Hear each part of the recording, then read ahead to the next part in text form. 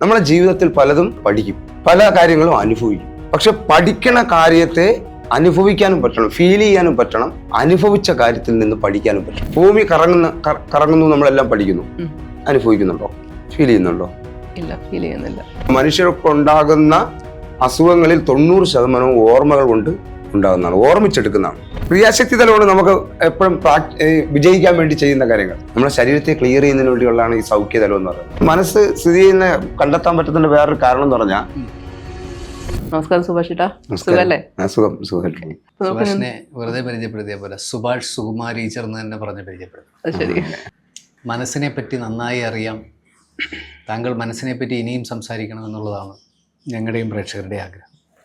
സാധാരണഗതിയിൽ താങ്കൾ മനസ്സിനെ പറ്റി ക്ലാസ് എടുക്കുമ്പോൾ എന്താണ് മനസ്സിനെ പറ്റി എടുക്കുന്ന ക്ലാസ്? ഞാനൊരു സൈക്കോളജി പഠിച്ചിട്ടുള്ള ഒരാളല്ല. മനസ്സ് എല്ലാവരുടെയും കൂടെ ഉള്ള ഒരു കാര്യമാണ്. എല്ലാവർക്കും അത് അനുഭവിക്കാൻ കഴിയുന്ന, അല്ലെങ്കിൽ നമുക്ക് തിരിച്ചറിയാൻ കഴിയുന്ന, പലപ്പോഴും നമുക്ക് പെട്ടെന്നുണ്ടാകുന്ന മൂഡ് ചേഞ്ച്, പെട്ടെന്ന് എല്ലാത്തിനും ഒരു മാറ്റം വരുന്നു. ചില കാര്യങ്ങൾ തുടങ്ങാമെന്ന് തീരുമാനിക്കുന്നു, കുറച്ച് കഴിയുമ്പോൾ പറ്റില്ല എന്ന് തോന്നുന്നു.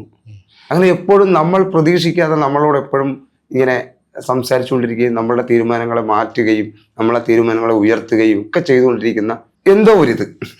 മനസ്സിലായില്ലേ? മറ്റൊരാൾ എന്ന് വേണേൽ പറയാം, നമ്മുടെ ഉള്ളിൽ തന്നെയുള്ള മറ്റൊരാൾ.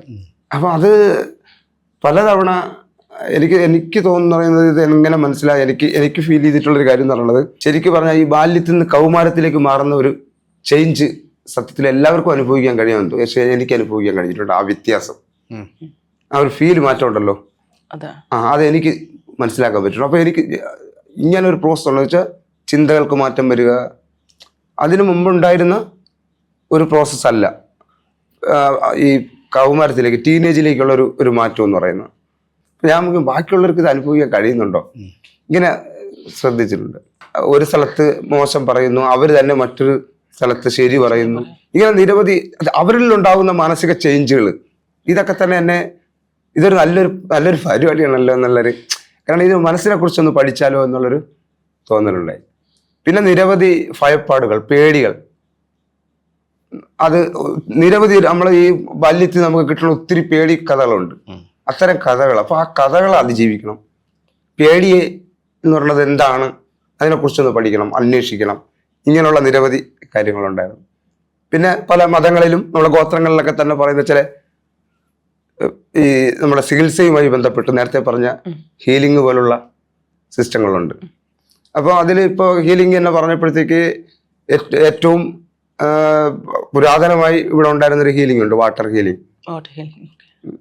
അത് എല്ലാ മുത്തശ്ശിമാർക്കും അറിയാവുന്ന കാര്യമാണ്. നമ്മളെ ത്വക്കിലൊക്കെ എന്തെങ്കിലും വിഷയം ഉണ്ടായി കഴിഞ്ഞാൽ അത് ഹീൽ ചെയ്യുന്നത് ഈ വാട്ടർ ഹീലിംഗ് ചെയ്യാറുണ്ട്.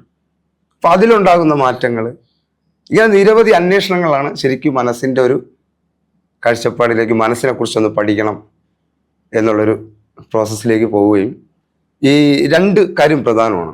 അതിലാണ് ഞാനിപ്പോൾ പിടിച്ചു നിൽക്കുന്നതെന്ന് എനിക്ക് പറയാൻ പറ്റും. ഒന്നെന്ന് പറയുന്നത്, നമ്മളെ ജീവിതത്തിൽ പല കാര്യങ്ങളും നമ്മൾ പഠിക്കും, മനസ്സിലായല്ലേ? പല കാര്യങ്ങളും അനുഭവിക്കും. പക്ഷെ പഠിക്കണ കാര്യത്തെ അത് അനുഭവിക്കാനും അനുഭവിക്കാനും പറ്റണം, ഫീൽ ചെയ്യാനും പറ്റണം. അനുഭവിച്ച കാര്യത്തിൽ നിന്ന് പഠിക്കാനും പറ്റണം. ഇത് രണ്ടും വരുമ്പോഴത്തേക്ക് നമുക്കത്, അതായത് ജീവിതത്തിൽ പഠനവും ഉണ്ട്, അനുഭവം ഉണ്ട്. രണ്ട് രീതിയിൽ തന്നെയാണ്. പഠിക്കുന്ന കാര്യങ്ങളെല്ലാം അനുഭവിക്കാൻ പറ്റണം എന്നുണ്ടോ? അനുഭവിക്കാൻ പറ്റുമോ എന്ന് ശ്രമിക്കണം. ഇപ്പൊ ഉദാഹരണം, ഭൂമി പ്രാക്ടിക്കൽ ആക്കാം. ഭൂമി കറങ്ങുന്നു, നമ്മളെല്ലാം പഠിക്കുന്നു. അനുഭവിക്കുന്നുണ്ടോ? ഫീൽ ചെയ്യുന്നുണ്ടോ? ഇല്ല, ഫീൽ ചെയ്യുന്നില്ല.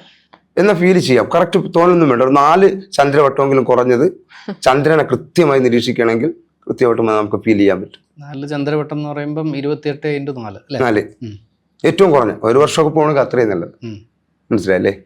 എന്നിട്ട് നമ്മളെ പിന്നെ വീടിൻ്റെ ഫ്രണ്ടിൽ അല്ലെങ്കിൽ നമ്മുടെ വെയിൽ, സൂര്യപ്രകാശം അടിക്കുന്ന രാവിലെ ഒരു പിന്നെ കമ്പ് അല്ലെങ്കിൽ ഒരു കല്ല് നാട്ടിയാൽ, അത് പണ്ട് ഇവിടെ ഉണ്ടായിരുന്ന നടുക്കല്ല് ആരാധന എന്ന് പറയുന്ന ഒരു ആരാധന രീതിയുണ്ട്. അത് എന്നിട്ട് ഈ സൂര്യപ്രകാശത്തിന്റെ നിഴല് ഈ കല്ലിലൂടെ അല്ലെങ്കിൽ ഈ കമ്പിലൂടെ ഈ സ്റ്റിക്കിലൂടെ നിഴൽ ഇങ്ങോട്ട് വരും.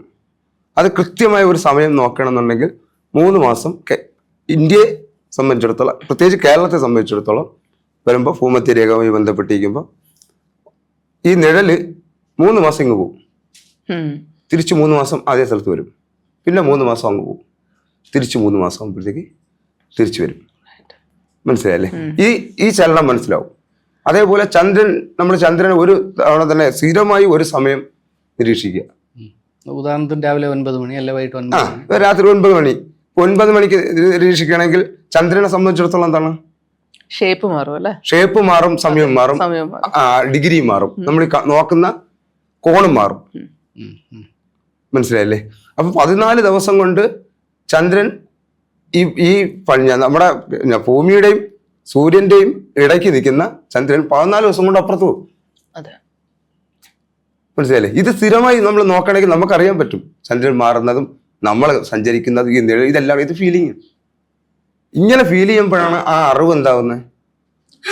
ഈ പഠിച്ച അറിവിനെ നമുക്ക് കുറച്ചും കൂടി കാണാൻ പറ്റുന്നത്, അനുഭവിക്കാൻ പറ്റുന്നത്. അതുപോലെയാണ് നമ്മൾ അനുഭവിച്ച കാര്യങ്ങൾ ഇന്നും നമ്മൾ ആലോചിക്കുന്നത് അതാണ്, വീണ്ടും അനുഭവിക്കാനാണ്, അത് പഠിക്കാനല്ല. ഈ 2 കാര്യം ഇതുണ്ട്. അപ്പൊ അതേപോലെ നമ്മൾ മനസ്സിന്റെ തലവുമായി ബന്ധപ്പെട്ട് നമ്മൾ ചിന്തിക്കുമ്പോഴും നിരവധി പുസ്തകങ്ങളിൽ നിന്നൊക്കെ നമ്മൾ അറിഞ്ഞിട്ടുള്ളതും പഠിച്ചിട്ടുള്ള കാര്യങ്ങൾ തന്നെയാണ്, അല്ലാതെ നമ്മുടേതായ ഒരു ക്രിയേഷൻ ഒന്നുമില്ല. പക്ഷെ ഇതിനെ അനുഭവമാക്കാൻ ശ്രമിച്ചു ഞാൻ. ഓക്കെ. അപ്പോൾ ആ അനുഭവമാക്കാൻ നോക്കിയപ്പോഴത്തേക്ക് ആദ്യം നമ്മുടെ മനസ്സിനെ എനിക്ക് മനസ്സിലാക്കാൻ പറ്റിയ തട്ട് വെച്ച് നോക്കുമ്പോൾ ബോധമനസ്സ് എന്ന് പറയുന്നത് നമ്മളെ പഞ്ചേന്ദ്രിയങ്ങളാൽ കണക്ട് ചെയ്ത് നമുക്ക് ഇപ്പോൾ ഈ നിമിഷം ചെയ്യാൻ പറ്റുന്ന പ്രവർത്തനങ്ങളായിട്ടുള്ളതാണ് ബോധമനസ്സിന്റെ നമ്മൾ പഠനം വരുമ്പോഴത്തേക്കും ബോധമനസ്സിന്റെ മെമ്മറി ഷോർട്ട് ടൈം മെമ്മറിയാണ്, ഇപ്പോഴത്തേക്ക് മാത്രമുള്ള ഒരു മെമ്മറിയാണ്. പിന്നെ ഇതിൻ്റെ അകത്ത് ഉപബോധ മനസ്സെന്ന് പറയുന്ന ഇതുണ്ട്. നമ്മൾ പൊതുവെ അറിയുന്ന ഉപബോധ മനസ്സ്, ആ ഉപബോധ മനസ്സിനെ അത് 5ആയിട്ട് ഡിവൈഡ് ചെയ്താണ് വരുന്നത്. അപ്പൊ 5ലാണ് നമ്മൾ പറഞ്ഞ ശരീര നിയന്ത്രണ തലം എന്ന് പറഞ്ഞിട്ടുള്ള ഭാഗം. സ്മൃതിതലം, ഓർമ്മ, ഇന്നലെ വരെ കഴിഞ്ഞു പോയ എല്ലാ കാര്യങ്ങളുടെയും ഓർമ്മ നിൽക്കുന്നതും ഈ സ്മൃതിതലവും ഈ നമ്മളെ ശരീര നിയന്ത്രണ തലവും തമ്മിൽ എപ്പോഴും കണക്റ്റഡാണ്. ഞാൻ നേരത്തെ പറഞ്ഞ നമ്മൾ പഠിക്കുന്ന കാര്യങ്ങൾ അനുഭവിക്കുകയും അനുഭവിച്ച കാര്യങ്ങൾ പഠിക്കുന്നത് പറഞ്ഞത് ഈ പ്രോസസ് നടക്കും. ഇതിൽ കണക്ട് ചെയ്യും അത്. മനസ്സിലല്ലേ? നമ്മൾ ഏത് കാര്യമാണോ അറിയുന്നത്, ആ അറിഞ്ഞതിനെ വിത്ത് സെക്കൻഡിൽ ആക്ഷൻ എടുക്കാൻ നമ്മളെ ബോഡി ലാംഗ്വേജിനെ പഠിപ്പിക്കുക എന്നുള്ള അല്ലെങ്കിൽ നമ്മുടെ ശരീര നിയന്ത്രണ തലത്തെ എന്ത് ചെയ്യുക, പഠിപ്പിക്കുക എന്നുള്ളതാണ് ഇതിൽ പ്രധാനപ്പെട്ടൊരു കാര്യം എന്ന് പറയുന്നത്. അപ്പൊ ഇത് കണക്ട് ആവുകയാണ്. ഇന്ന് നമുക്ക് ഇപ്പോൾ ഇവിടെ വെച്ച് ഒരു പ്ലാൻ വന്നാൽ വിത്ത് സെക്കൻഡ് അതിനെന്തെങ്കിലും ചെയ്തോണ്ട് വയ്ക്കണം. ഇച്ചിരിയെങ്കിലും ചെയ്തേ വെക്കാവൂ, അല്ലാതെ അതിനെ വിടുകയോ ചെയ്യരുത്. കാരണം നമുക്ക് തോന്നിയ ഒരു ഐഡിയ, ആ ഐഡിയ വരണ സമയത്ത് അതിൻ്റെ കൂടെ തന്നെ അതിൻ്റെ വൈബ്രേഷനും അതിൻ്റെ ആ ഫീലിൽ എന്താണോ നമ്മൾ അപ്പോൾ കണ്ട അതേ സാധനത്തിൻ്റെ കോപ്പി നമ്മൾ അവിടെ ആക്ഷൻ എടുത്താൽ അതിൻ്റെ ബാക്കി കിടക്കും, മറക്കില്ല. അല്ലെങ്കിൽ പിന്നീട് നമ്മൾ ചിന്തിക്കും, പക്ഷെ പിന്നീട് പ്രവർത്തിക്കാൻ പറ്റത്തിൻ്റെ പിന്നിൽ എന്ന് പറഞ്ഞാൽ എന്താണ്, ഈ അപ്പോഴുണ്ടായിട്ടുള്ള ആ ഉത്സാഹം നമുക്ക് പിന്നീട് കിട്ടത്തില്ല. അപ്പൊ അത് എന്തൊരു ഐഡിയ മനസ്സിൽ തോന്നുമ്പോഴും തുടങ്ങി വെക്കണം എന്നാണ് പറയുന്നത് അല്ലേ? എന്തും അപ്പോൾ തുടങ്ങി വെക്കണം. അപ്പൊ അത് ആ ഫയൽ സ്റ്റാർട്ട് ചെയ്തു പിന്നീട് നമ്മളെ സ്മൃതിതലത്തിൽ അത് വീഴും, ഓർമ്മിപ്പിക്കും.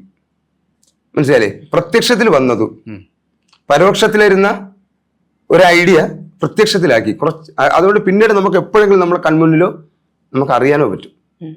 അതുകൊണ്ട് അതങ്ങനെ ചെയ്യാണത്. അത് ഈ മനസ്സിന്റെ ഒരു ഇതായിട്ട് ബന്ധപ്പെട്ടാണ്. പിന്നെ വരുന്ന നമ്മൾ മൂന്നാമത് പറയുന്ന 4-മത്താണ് മനസ്സിന്റെ തലമാണ്. ഇപ്പൊ 3 തലമാണ് ഞാൻ പറഞ്ഞു വന്നത്. 4-മത്തെ തലമാണ് ഇതിനകത്ത് വരുന്ന നമ്മളിപ്പോൾ ഈ ഹീലിംഗ് ലെവൽ എന്ന് പറഞ്ഞ ലെവല്.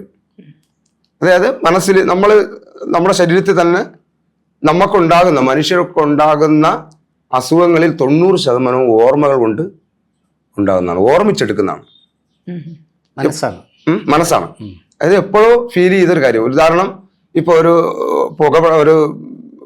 ഒരു പുകപടലങ്ങളുടെ ഇടയിൽ കൂടെ കുറച്ച് പൊടിയുള്ള അതിൻ്റെ ഇടയിൽ കൂടെ നമ്മൾ നടന്നു പോകുമ്പോൾ നമുക്ക് തുമ്മൽ വന്നിട്ടുണ്ടെങ്കിൽ അത് രജിസ്റ്റർ ചെയ്ത് കഴിഞ്ഞാൽ പിന്നെ ഈ പൊടിപടലം കാണുമ്പോൾ പുക അടിക്കുമ്പോൾ നമുക്ക് ഓട്ടോമാറ്റിക്കായിട്ട് എനിക്ക് തുമ്മാൻ സാധ്യതയുണ്ട് എന്ന് പറയും. ഈ മൈഗ്രെയിന് പോലുള്ള ഒക്കെ പലതും ഇപ്പോഴും അതിന്റെ പാറ്റേൺ മാറ്റാത്തത് മാത്രമാണ് കണ്ടിന്യൂ ആയിട്ട് നിൽക്കുന്നത്.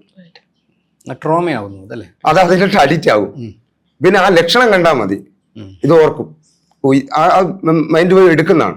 പല അസുഖങ്ങളുടെയും നിലനിൽക്കുന്ന പല ഇത്തരത്തിലുള്ള കാര്യങ്ങൾ, തുമ്മ, അലർജി, ഇത്തരം കാര്യങ്ങളുടെയൊക്കെ പിന്നിൽ ഇത് വർക്ക് ചെയ്യുന്നത് ശരിക്ക് മനുഷ്യന്റെ മനസ്സിൽ തന്നെ സൗഖ്യപ്പെടുത്താനുള്ള ഒരു തലമുണ്ട്. ഈ തലത്തിനകത്ത് ആ സൗഖ്യതലം കൂടുന്നതിനനുസരിച്ചാണ് ഈ സൗഖ്യതലവും മനസ്സിൽ തന്നെയാണോ? സബ് കോൺഷ്യസ് മൈൻഡിന്റെ നമ്മൾ പറഞ്ഞു വരുമ്പോൾ നാലാമത്തെ ലെവലാണ് സൗഖ്യ ലെവല്. മനസ്സിലായില്ലേ? ഇപ്പോൾ നമ്മൾ യേശു ക്രിസ്തു ഇല്ലേ, യേശു ക്രിസ്തു ഒക്കെ ആ സൗഖ്യതലത്തിന്റെ പ്രോസസ്സ് മെഡിറ്റേഷൻ ചെയ്ത് ഒക്കെ എടുത്ത ആൾക്കാരാണ്. അതുകൊണ്ട് അവർക്ക് ആ രോഗവുമായിട്ട് ബന്ധപ്പെട്ട് അസുഖമായിട്ട് തൊടുമ്പോൾ മാറും എന്നൊക്കെ പറയുന്നൊരു കാര്യം തന്നെ. കാരണം അവർ പറഞ്ഞാൽ മാറും. കാരണം അവർ അത്രമാത്രം അതുമായി ബന്ധപ്പെട്ട ഇതിലോട്ട് മാറിയിട്ടുണ്ട്. ഞാൻ അത്തരം ഹീലിംഗ് ലെവലിൽ പോയിട്ടുള്ള ആൾക്കാരെ കുറിച്ച് പറയുമ്പോൾ, ദൈവങ്ങൾ എന്നൊക്കെ അതല്ലെങ്കിൽ പറയുമ്പോൾ സൗഖ്യതലം വരെ നല്ല രീതിയിൽ കാര്യങ്ങൾ ഇതിൽ പറയുന്നതാണ്. നമുക്കറിയില്ല, ഞാനതിന് ഇത് ചെയ്തല്ല. അപ്പോൾ അങ്ങനെ അത് വരുന്നത് ഈ ഇതിലാണ്, ഈ സൗഖ്യ ലെവലിലാണ്.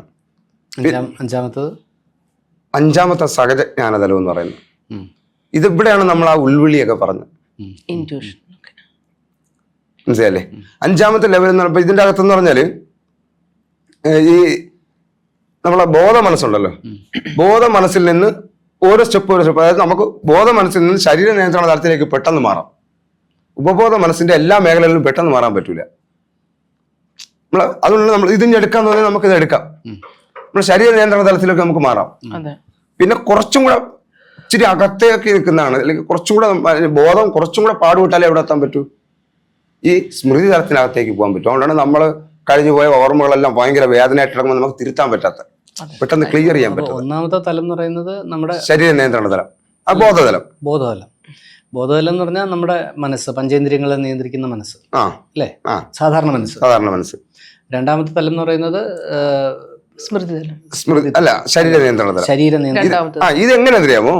അതായത് ഈ ശരീര നിയന്ത്രണ തലം എപ്പോഴും ത്രൂ ഔട്ട് വർക്ക് ചെയ്തുകൊണ്ടിരിക്കുന്ന ഒരു സാധനമാണ്. അത് ഈ രണ്ടാമത്തെ തലത്തിലേക്ക് സാധാരണ എല്ലാ ജീവജാലങ്ങളും മനുഷ്യരും എല്ലാവരും, കാരണം ശരീരത്തെ ചലിപ്പിക്കണമല്ലോ, അപ്പോൾ രണ്ടാമത്തെ തലം എല്ലാവരും എത്തുന്നതാണ്, വളരെ ഈസി ആണെന്നാണ് സുഭാഷിന്റെ. നമുക്ക് പെട്ടെന്ന് കടന്നെല്ലാം പറ്റും. മൂന്നാമത്തെ തലം എന്ന് പറയുമ്പോൾ സ്മൃതിതലം അത് കുറച്ചുകൂടെ ടഫാണ് അല്ലേ? കുറച്ചുകൂടെ ടഫാണ്.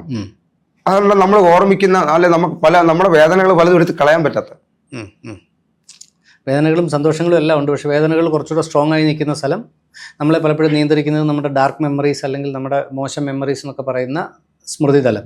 ആ സ്മൃതിതലത്തിൽ നമ്മൾ എത്തുന്നുണ്ട്, സ്മൃതിതലം പ്രവർത്തിക്കുന്നുണ്ടെങ്കിലും നമുക്കതിലേക്ക് കൺട്രോളിലേക്ക് എത്താൻ ബുദ്ധിമുട്ടാണ്. ഓക്കെ. അപ്പം നാലാമത്തത്, അതിന്റെ മൂന്നാമത്തതാണ് ക്രിയാശക്തി തലം എന്ന് പറഞ്ഞ തലം. ക്രിയാശക്തി തലം നമ്മൾ ആക്ഷൻ എടുക്കണം, പുതിയ പ്ലാൻ, ഭാവിയിലേക്കുള്ള പരിപാടികളെല്ലാം ചെയ്യുന്നത്. മൂന്നാമത്തെ അത് കഴിഞ്ഞിട്ടാണ് അപ്പൊ ആ തലത്തിലേക്ക് നമ്മൾ അതാണ് ഇവിടെ മാനിഫെസ്റ്റേഷനും ലോ ഓഫ് അട്രാക്ഷനൊക്കെ നടക്കുന്നത് ഈ ക്രിയാശക്തി തലം എന്ന് പറഞ്ഞ തലത്തിനകത്താണ്. ഈ ക്രിയേറ്റീവ് ആൾക്കാരുടെ സൃഷ്ടിയും ഒക്കെ അവിടെയാണ് നടക്കുന്നത്. നമ്മളെല്ലാത്തിൻ്റെ പ്ലാനിങ് അവിടെയാണ്. മനസ്സിലായില്ലേ? അടുത്ത തലമാണ് ഈ പറഞ്ഞ സ്മൃതിതലമാണ്, അല്ല സോറി, ഈ സൗഖ്യതലം. ആ സൗഖ്യതലത്തിൽ എത്താനാണ് പാട്.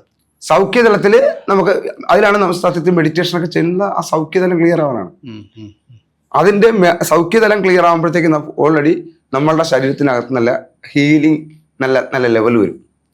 ഈ ലെവൽ വരുമ്പോഴത്തേക്ക് പിന്നെ അതിന്റെ അടുത്ത ലെവലാണ് ഈ പറഞ്ഞ സഹജജ്ഞാനതലം. ഈ 4 തലത്തിലും 1 by 1 ആയിട്ടേ പോകാൻ പറ്റത്തുള്ളൂ, അതോ നമുക്ക് 1 ൽ നിന്ന് 5ലേക്ക് പോകാൻ പറ്റുമോ മനുഷ്യന്റെ ഒരു സിദ്ധി അനുസരിച്ച്? പിന്നീടായ പറ്റും, നമുക്ക് കാര്യങ്ങൾ മനസ്സിലാക്കിയാൽ പറ്റും. പക്ഷെ ആദ്യം ഈ ഓർഡറിൽ മാത്രമേ, ഈ ഓർഡറിൽ പോയാൽ കുറച്ച് കിട്ടും. അല്ലാതെ ഇവിടെ നിന്നുള്ള ഇപ്പൊ സ്മൃതിതലത്തെ കുറിച്ച് ആർക്കും ധാരണയില്ല. ലോ ഓഫ് അട്രാക്ഷനെ കുറിച്ചും മാനിഫെസ്റ്റേഷനെ കുറിച്ചുമാണ് ഭയങ്കര ചർച്ച ചെയ്യുന്നത്. അങ്ങനെ ചർച്ച ചെയ്യുമ്പോൾ സ്മൃതിതലത്തിനകത്ത് നിങ്ങൾ നെഗറ്റീവ് ചിന്തിക്കരുത്, പോസിറ്റീവ് ചിന്തിക്കണം എന്ന് പറയണതല്ലാതെ അവിടെ എന്ത് വർക്കാണ് ചെയ്യുന്നത്, എന്ത് പ്രവർത്തനങ്ങൾ ചെയ്യാമെന്നുള്ള കാര്യം അവിടെ ചർച്ച ചെയ്യപ്പെടുന്നില്ല, അറിയില്ല. മാനിഫെസ്റ്റേഷനിൽ ഒരു സ്ഥലത്തും ഈ ഇതിനകത്ത് നിങ്ങളെ ഉള്ളിലുള്ള നെഗറ്റീവ് കളയൂ, അതിനുവേണ്ടി നിങ്ങൾ എന്ത് ചെയ്യൂ, മെഡിറ്റേഷൻ ചെയ്യൂ, ഏതാണ് സൗഖ്യതലമാണ്, മെഡിറ്റേഷൻ ചെയ്യൂ എന്നേ പറയൂ. പക്ഷെ വളരെ സിമ്പിളായിട്ട് ചെന്ന് ഈ സ്മൃതിതലത്തിനകത്ത് ചെന്ന് നമുക്ക് ക്ലിയർ ചെയ്യാൻ പറ്റും. എങ്ങനെ? അതായത് അതിനാണ് ഇപ്പൊ നമ്മുടെ ഉള്ളിൽ അല്ലേ, നമ്മൾ ഇപ്പൊ മെയിനായിട്ട് പറയുമ്പോൾ നമ്മൾ അനുഭവിച്ച വേദനകളാണ് നമ്മളെപ്പോഴും ഞാൻ അതിനൊരു ഉദാഹരണം പറയട്ടെ. ആ ഇപ്പം എൻ്റെ ഒരു സുഹൃത്ത്, പുള്ളിക്കൊരു ട്രോമ ഉണ്ടായിട്ട് പുള്ളി ഒരു 10-38 ദിവസം ഒരു ഭ്രാന്താശുപത്രിയിൽ, പുള്ളി ഒരു അടച്ചിട്ട മുറിയിൽ കിടക്കേണ്ടി വന്നു, നഗ്നനായി തന്നെ കിടക്കും. അപ്പോൾ ഇതിനു ശേഷം ഇയാൾ ഈ രോഗം ഭേദമായി പുറത്തു വന്നു. പക്ഷേ അയാൾ അന്ന് ജീവിച്ച ഇത് കാക്കനാട് എന്ന് പറഞ്ഞ സ്ഥലത്താണ്. അയാൾക്ക് എറണാകുളത്ത് വന്നാൽ കാക്കനാട് എന്ന് പറഞ്ഞ സ്ഥലത്തേക്ക് പോകാനേ പറ്റത്തില്ല. അപ്പോൾ അയാൾ അയാളുടെ അടുത്ത് അന്നൊരു കൗൺസിലർ, ഒരു സ്ത്രീ അയാൾക്ക് പറഞ്ഞു കൊടുത്ത ഒരു കാര്യം എന്ന് പറയുന്നത്, പതുക്കെ ഇയാൾ കാക്കനാടേക്ക് ഓരോ ദിവസവും കുറേ ദൂരം യാത്ര ചെയ്ത് തിരിച്ചു വന്നു, കുറേ ദൂരം യാത്ര ചെയ്ത് തിരിച്ചു വന്നു. പിന്നീട് അയാൾക്ക് കാക്കനാട് എന്ന് പറഞ്ഞ സ്ഥലത്തിനോട് പോലുമുള്ള അയാളുടെ ട്രോമ മാറി കിട്ടി. ഇത് ശരിക്കും സ്മൃതി തലത്തിലെ റീവർക്കിംഗ് അല്ലേ? എവിടെയാണ് ഈ അയാളുടെ ചിന്താതലത്തിൽ കിടക്കുന്നത് ഒരു രോഗാവസ്ഥയിൽ അയാളിൽ നിൽക്കുന്നു എന്നുള്ളത് തിരിച്ചറിഞ്ഞ് അതിനെ വളരെ പതുക്കെ റെക്ടിഫൈ ചെയ്ത് നേരെയാക്കാൻ ശ്രമിച്ച സ്മൃതി തലത്തിൻ്റെ മെയിൻ്റനൻസിൻ്റെ ഒരു ഉദാഹരണമായിട്ട് നമുക്ക് പറഞ്ഞൂടെ? തീർച്ചയായും ഇത് തന്നെയാണ്. പക്ഷേ സാധാരണഗതിയിൽ സംഭവിക്കുന്ന ഒരു സംഭവം എന്ന് പറയുന്നാൽ, ഇത്തരത്തിലൊരു ഡാർക്ക് മെമ്മറിയോ ബാഡ് മെമ്മറിയോ നമുക്കുണ്ടെന്നുണ്ടെങ്കിൽ ആ ഭാഗത്തേക്ക് നമ്മൾ പോകരുത്, അത് ചിന്തിക്കരുത് എന്ന് പറയുന്ന ഡോക്ടേഴ്സും ആൾക്കാരും നമുക്ക് ചുറ്റുമുള്ളതായിട്ടാണ് കാണാൻ പറ്റുന്നത്. അതെ ഞാൻ ഇപ്പോൾ മെയിനായിട്ട് പറയാൻ പറ്റുന്ന ഒരു കാര്യമുണ്ട്. അതായത് മനുഷ്യന്റെ സാധ്യതകൾ എന്ന് പറഞ്ഞാൽ ഭയങ്കരമാണ്, മനസ്സിലായി? അപ്പോൾ ഒരു സിംഹമാണെന്ന് വിചാരിക്കുക, മനുഷ്യന്റെ അത്രമാത്രം നമ്മളൊരു ഇത് കേൾക്കുമ്പോൾ സിംഹമാണെന്ന് വിചാരിക്കുക. പക്ഷെ മനുഷ്യന്റെ പ്രോബ്ലംസുകൾ അല്ലെങ്കിൽ ഇത്തരം പ്രശ്നങ്ങൾ പൂച്ചകളാണ്, മനസ്സിലായില്ലേ? പക്ഷെ സ്വാഭാവികമായിട്ടും നമ്മൾ ഈ പൂച്ച കണ്ട് നമ്മൾ ഈ സിംഹം എന്ന് പറഞ്ഞാൽ നമ്മൾ എലികളാവും. അത് ക്യാറ്റ് ഫാമിലിയാന്നേ ഉള്ളൂ, പക്ഷേ നമ്മൾ അതിനേക്കാൾ വലിയ ആൾക്കാരാണ്, നമുക്കത് അറിയത്തില്ല, നമ്മൾ എലികളാവും. എന്നിട്ട് ഈ പൂച്ചയെ കണ്ട് എലി ഓടാം, പക്ഷെ സിംഹം ഓടുന്ന അവസ്ഥയാണ്. നമ്മളെ പ്രോബ്ലംസിൽ നിന്ന് നമ്മൾ അങ്ങനെ ഓടേണ്ടി ചെയ്യുന്നത്, അങ്ങനെ ഓടം. പക്ഷെ ശരിക്കും എന്താ ചെയ്യണ്ടേ? ഈ പൂച്ചകളെല്ലാം വിളിച്ച് ഒരു വട്ടവർഷ സമ്മേളനം നടത്തണം. ഭയങ്കര ഒരു പ്രസ്താവനയാണ് കേട്ടോ. പ്രശ്നങ്ങളെല്ലാം വിളിച്ചു വരുത്തി ഇരുത്തിയിട്ട് നമ്മൾ എല്ലാ പ്രശ്നങ്ങളോടും സംസാരിക്കണം. അതിന് നമ്മൾ സ്മൃതി തലത്തിലെത്തിയാൽ, സ്മൃതി തലം മനസ്സിലാക്കിയാൽ കഴിയും എന്നുള്ളതാണ് നമുക്ക് അതിന്റെ ഒരു അതെ അവിടെ അത് ക്ലിയർ ചെയ്യാൻ പറ്റും. അങ്ങനെ ക്ലിയർ നമ്മളൊരു പ്രശ്നങ്ങൾ ഇങ്ങനെ റൗണ്ട് ലാസ്റ്റ് സെറ്റ് ആവും. ഒരു പ്രശ്നം ഇങ്ങനെ വരുന്നു, നമ്മൾ ഇങ്ങോട്ട് പോകുന്നു, അടുത്ത പ്രശ്നം അവിടെ നിന്നുണ്ടാകുന്നു. ഓരോ തവണയും നിരവധി പ്രശ്നങ്ങൾ ഇങ്ങനെ വന്ന് കവറായി മധ്യത്തായി പോകും. പിന്നെ മറ്റു ഓപ്ഷൻ ഇല്ലാതെ ഏത് പ്രശ്നം അഡ്രസ്സ് ചെയ്യണമെന്ന് അറിയാൻ പറ്റാത്ത അവസ്ഥയായി വരും. നേരെ മറിച്ച് നമ്മൾ അങ്ങോട്ട് ഇതിനെ അറ്റാക്ക് ചെയ്താൽ നമുക്ക് ഓരോന്നിനും ഡീൽ ചെയ്യാൻ പറ്റുമെന്നുള്ളതാണ് നമ്മൾ സ്മൃതി തലം കോൺക്വർ ചെയ്താൽ നമുക്ക് കിട്ടുന്ന അഡ്വാൻറ്റേജ്. അതെ, ക്രിയാശക്തി തലമാണ് നമുക്ക് എപ്പോഴും വിജയിക്കാൻ വേണ്ടി ചെയ്യുന്ന കാര്യങ്ങൾ. മറ്റത് ഉള്ളിൽ നമുക്ക് ക്ലിയർ ചെയ്യുന്നതിന് വേണ്ടി, നമ്മുടെ ശരീരത്തെ ക്ലിയർ ചെയ്യുന്നതിന് വേണ്ടിയുള്ളതാണ് ഈ സൗഖ്യതലം എന്ന് പറയുന്നത്. ശരീരത്തിന്റെ ഹെൽത്തിങ് ഇതെല്ലാം നമുക്ക് ഹീലിംഗ് ലെവലിലോട്ട് മാറിക്കഴിഞ്ഞാൽ നമ്മൾ ഇപ്പുറത്ത് ഈ പറഞ്ഞ നമുക്ക് പുതിയ പ്ലാനുകൾ ചെയ്യുന്നതിന് തടസ്സം വരില്ല. അപ്പോൾ ഈ സ്മൃതിതലം നമ്മൾ ശരിക്കും കോൺക്വർ ചെയ്തതിനു ശേഷം മാത്രമേ സൗഖ്യതലത്തിൽ എത്താൻ പറ്റൂ എന്നാണ് പറയുന്നത്? ഇതെല്ലാത്തിനും നമുക്ക് പോകാൻ പറ്റും. കാരണം കുറച്ചു മുമ്പ് പറഞ്ഞിരുന്നു സ്മൃതിതലത്തിൽ വന്ന് നിന്നുകൊണ്ട് നിങ്ങൾ മെഡിറ്റേഷൻ പറയുന്ന ആൾക്കാരാണുള്ളതെന്ന് കുറച്ചു മുമ്പ് പറഞ്ഞില്ലേ? അല്ല, സ്മൃതിതലത്തിലെ പ്രശ്നങ്ങൾ മനസ്സിലാക്കാതെ വെറുതെ മെഡിറ്റേഷൻ ചെയ്യാനാ പറയണേ. ഓക്കെ, മനസ്സിലല്ലേ? ഈ മെഡിറ്റേഷൻ ഒക്കെ ചെയ്യുമ്പോൾ തന്നെയാണ് സ്മൃതിതലത്തിൽ ചേഞ്ച് വരുന്നത്. മെഡിറ്റേഷൻ ചെയ്യുമ്പോൾ സ്മൃതിതലത്തിൽ ചേഞ്ചും വരും. പക്ഷേ ഇവന്റെ രോഗ കാരണം അറിയാതെ മരുന്ന് കൊടുക്കാൻ പറ്റില്ലല്ലോ, മനസ്സിലായി? അപ്പൊ ഇവന്റെ പ്രശ്നങ്ങൾ എന്താണെന്നുള്ളതിനെ കുറിച്ച് ഇവൻ നോക്കല്ല. ഇവൻ വീണ്ടും അതേ സിറ്റുവേഷനിലുള്ള സ്ഥലത്തായിരിക്കും വീണ്ടും ചെന്ന് ഇറങ്ങുന്നത്, നേരത്തെ പറഞ്ഞ പോലെ പാറ്റേൺ പോലെ. അപ്പൊ വീണ്ടും ഇത് വരും, ആ മെഡിറ്റേഷൻ ചെയ്യുന്ന റിസൾട്ട് പോകും. അപ്പൊ ഇവിടെ ഇത് ക്ലിയർ ചെയ്യുക എന്നുള്ളതാണ്. ഇതിന്റെ സബ് കോൺഷ്യസ് മൈൻഡിന്റെ 5ാമത്തെ തലമാണ് നമ്മൾ പറഞ്ഞ സഹജ ജ്ഞാന തലം എന്ന് പറയുന്നത്. അത് ശരിക്ക് നേരത്തെ അതിനു മുമ്പ് പറഞ്ഞ നമ്മളെ ശരീരത്തിനെ ക്ലിയർ ചെയ്യുന്ന പോലെ തന്നെ നമ്മളെ ബ്രെയിനിന്റെ പ്രവർത്തനങ്ങളെ കണക്ട് ചെയ്യുന്ന, നമ്മൾ കഴിഞ്ഞതിന് പറഞ്ഞിട്ടുള്ള ഉൾവിളി എന്നൊക്കെ പറയുന്ന ഇൻറ്റ്യൂഷനൊക്കെ നടക്കുന്ന അവിടെയാണ്. അപ്പോൾ ഈ ഒന്നുകൂടി തലങ്ങൾ ഒന്നുകൂടി പറഞ്ഞുതരാമോ? പറയാം. അതായത് അപ്പോൾ ഒന്നുകൂടെ കണക്ട് ആവും. അതായത് ബോധ മനസ്സ്, കോൺഷ്യസ് മൈൻഡ്, അതൊരു ഭാഗമായിട്ട് തന്നെ എടുക്കുക. രണ്ടാമത് സബ് കോൺഷ്യസ് മൈൻഡ്, ഉപബോധ മനസ്സ്. ഈ 2 ഭാഗം, ഉപബോധ മനസ്സിന് 5ആയിട്ട് ഡിവൈഡ് ചെയ്യണം. അങ്ങനെയാണ് 7 വരുന്നത്. അങ്ങനെ 7 വരുന്നത്. അപ്പൊ 5ആയി ഡിവൈഡ് ചെയ്യുന്നതിൽ 1ാം ഭാഗം എന്ന് പറയുന്നത് സ്മൃതി തലം, അല്ല ശരീര നിയന്ത്രണ തലം. ശരീര നിയന്ത്രണ തലം. ആ. 2 സ്മൃതി തലം. 3 പിന്നെ ക്രിയാശക്തി തലം ക്രിയാശക്തി തലം. പ്രവർത്തിക്കുന്ന. 4 സൗഖ്യതലം. സൗഖ്യ തലം. 5 ഈ സഹജജ്ഞാന തലം. സഹജജ്ഞാന തലം. തലം. ഇനി അപ്പുറത്ത് ഒരാൾ കൂടി ഉണ്ട്. ഈ സബ് കോൺഷ്യസ് മൈൻഡ് തന്നെ അല്ലെങ്കിൽ അതിൽ നിന്നല്ലാതെ തന്നെ അത് പറയുന്ന അത് കോസ്മിക് മൈൻഡിന്റെ കോസ്മിക് തലം, പ്രപഞ്ചവുമായി കണക്ട് ചെയ്ത് അവന്റെ തലം എന്ന് വിശേഷിപ്പിക്കുന്ന തലവും കൂടി ഉണ്ട്. അങ്ങനെയാണ് 7 വരുന്നത്. അതായത് ഇങ്ങറ്റത്ത് കോൺഷ്യസ് മൈൻഡ്, അങ്ങറ്റത്ത് ബോധ മനസ്സ്, അങ്ങറ്റത്ത് കോസ്മിക് തലം. ഇങ്ങനെ ഇതിന്റെ മധ്യത്താണ് ഈ 5 പേര്, സബ് കോൺഷ്യസ് മൈൻഡിന്റെ 5 ഭാഗങ്ങൾ. അപ്പൊ ഇങ്ങനെയാണ് ഇതിന്റെ ഇത് വരുന്നത്. അപ്പൊ ഇതിനകത്തൂടെ ഈ ബോധ മനസ്സിൽ നിന്ന് സഹജജ്ഞാന തലം വരെയും സഹജജ്ഞാന തലത്തിൽ നിന്ന് ബോധതലം വരെയും ഇങ്ങനെ സഞ്ചരിക്കുന്ന നമ്മളുടെ കാഴ്ചപ്പാടിനെയാണ്. എല്ലാവരുടെയും 7 തലങ്ങളിലും സഞ്ചരിക്കുന്നുണ്ടോ? ഇല്ലല്ലോ. എല്ലാവരും ഉണ്ട്. എല്ലാവരും ഉണ്ട്. പക്ഷെ 7 തലങ്ങളിലും സഞ്ചരിക്കുന്നത് തിരിച്ചറിയാൻ പറ്റുന്നത് ബോധമുള്ളവന് മാത്രമേ ഉള്ളൂ അല്ലെ? അതിനെയാണ് നമ്മൾ എന്ത് പറയുന്ന അറിയാമോ, ഈ അവബോധമുള്ളവെന്ന് പറയുമല്ലോ. അവബോധം മനസ്സിലല്ലേ? അതൊരു മനസ്സിന്റെ തലമല്ലല്ലോ, അതൊരു പ്രവൃത്തിയുടെ തലമാണ്. അവബോധമുള്ളവനാണ് എന്ന് പറയുമല്ലോ. ഈ ഇത്തരത്തിലുള്ള ഇതുമായി മനസ്സുമായി ബന്ധപ്പെട്ട എല്ലാ തലത്തിലുള്ള പ്രവർത്തനത്തെയും മനസ്സ് നേരെ ബ്രെയിനിന് നിർദ്ദേശം കൊടുത്തു. ബ്രെയിൻ വഴിയാണല്ലോ നമ്മുടെ ശരീരത്തിലേക്ക് ഇതെല്ലാം എക്സിക്യൂട്ട് ചെയ്യുന്നത്. പക്ഷെ മനസ്സ് എവിടെ സ്ഥിതി ചെയ്യുന്നതെന്ന് ഇതുവരെ കണ്ടെത്താൻ കഴിഞ്ഞില്ല. മനസ്സ് എവിടെയാണ് സ്ഥിതി ചെയ്യുന്നത്? കാരണം മനസ്സ് സ്ഥിതി ചെയ്യുന്ന കണ്ടെത്താൻ പറ്റുന്നതിന്റെ വേറൊരു കാരണം എന്ന് പറഞ്ഞാൽ മനസ്സൊരു നൗണല്ല, വെർബാണ്. മനസ്സിലല്ലേ? പ്രവൃത്തിയാണ്. പ്രവൃത്തിക്ക് കൊടുക്കുന്ന എനർജിയാണത്. ആ എനർജിയാണ് നമ്മൾ മനസ്സെന്ന് പറയുന്നത്. പക്ഷെ എനർജി കൊടുക്കുന്നതും മനസ്സല്ലേ? അതാണ് പറഞ്ഞത്. അതായത് ആ ഉറവിടമാണ്. അതാണ് പറഞ്ഞത്, ഏറ്റവും സൂക്ഷ്മമായ ഊർജത്തെ പ്രവർത്തിപ്പിക്കാൻ വേണ്ടി ഉള്ള ഒരിടമാണ്. മനസ്സിലായില്ലേ? ന്യൂറോണിനെ തന്നെ നമുക്ക് കാണാൻ പറ്റും, മനസ്സിനെ കാണാൻ. ഇത്രയും പ്രവർത്തനങ്ങൾ ചെയ്യുന്ന മനസ്സിനെ കാണാൻ പറ്റുന്നില്ല. നമ്മൾ ഈ മനസ്സ് എവിടെയാണെന്ന് ചോദിക്കുന്ന ഒരു പഴയൊരു കഥയുണ്ട്. അതിൽ ഈ എൻ്റെ പ്രശ്നം, അതായത് ബോധിധമ്മൻ ചൈനയിൽ ചെല്ലുന്ന സമയത്ത് അവിടുത്തെ ഒരു നാട്ടുരാജാവിൻ്റെ അടുത്ത് അവിടെ ഉള്ളൊരു പറയും, ഇവിടെ ഒരു സിദ്ധം വന്നിട്ടുണ്ട്, ഒരു പ്രത്യേക കഴിവുള്ള ഒരാളാണ്, പോയൊന്ന് കാണണമെന്ന് പറയും. അങ്ങനെ ഈ പുള്ളി അവിടെ ചെല്ലും, ബോധിധമ്മനെ കാണാനായിട്ട് ചെല്ലിട്ട് പറയും, എൻ്റെ മനസ്സിന് ഭയങ്കര പ്രശ്നം, എനിക്ക് എന്ത് ചെയ്യണം, അതൊന്ന് ക്ലിയർ ചെയ്ത് തരണമെന്ന് പറയും. അപ്പോൾ പറയും, ഇപ്പോൾ അതിനുള്ള സമയമില്ല, നാളെ രാവിലെ വാ എന്നാണ്. അപ്പോൾ ശരി എന്ന് പറഞ്ഞാൽ ഇറങ്ങിപ്പോകാൻ പറയും. വരുമ്പോഴത്തേക്ക് ആ മനസ്സിനോടെ വിളിച്ചോണ്ട് വരണേന്ന് പറയും. മനസ്സിലായില്ലേ? ആ മനസ്സിനോട് എന്ത് ചെയ്യാ, വിളിച്ചോണ്ട് വരണേന്ന്. അപ്പൊ ഈ പുള്ളി അങ്ങ് പോയിട്ട് രാജാവ് അങ്ങ് പോയിട്ട് പറയേ, ഞാൻ ശരിക്കൊരു റാന്തന്റെ അടുത്താണ് അതെന്ന് വിട്ടത്. അപ്പൊ എന്നിട്ട് പിറ്റേന്ന് പുള്ളി പോവും, നാട്ടുരാജാവ് പോവും. അവിടെ ചെന്ന് അദ്ദേഹത്തിൻ്റെ അടുത്ത് ചെല്ലുമ്പോഴത്തേക്ക് പറയാം, വന്നല്ലേ, കൊണ്ടുവന്നു ചോദിക്കും. അവരെ എന്താണ് മനസ്സിനെ കൊണ്ടുവന്നോ? അപ്പോൾ നിങ്ങൾ എന്താണ് പറയുന്നത്? മനസ്സ് എൻ്റെ കൂടെ തന്നെ എൻ്റെ ഉള്ളിലില്ലേ? അങ്ങനെയാണെങ്കിൽ എവിടെയാണ്? എല്ലാം വിളിച്ചിറക്കാൻ അല്ലേ? ആ ആളിനെ കിട്ടിയാലേ, മനസ്സിനല്ലേ അസുഖം എന്ന് പറഞ്ഞേക്കുന്നത്. അപ്പൊ ആളിനെ കിട്ടിയാലേ ട്രീറ്റ് ചെയ്യാൻ പറ്റൂ. മനസ്സിലായില്ലേ? അപ്പൊ അത് കിട്ടുന്നില്ല.